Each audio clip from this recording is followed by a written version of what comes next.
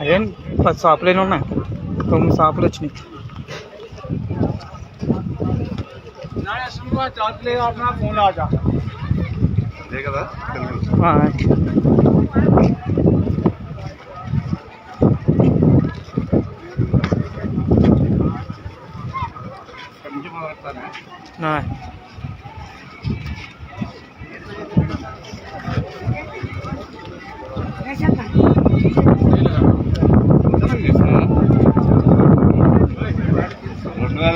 కూడా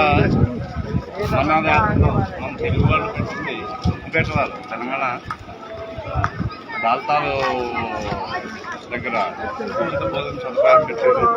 తెలుగు వాళ్ళు ఏమీ ఇబ్బంది పడలేకపోలేదు, చక్కగా ఇక్కడ భోజనం చేయొచ్చు.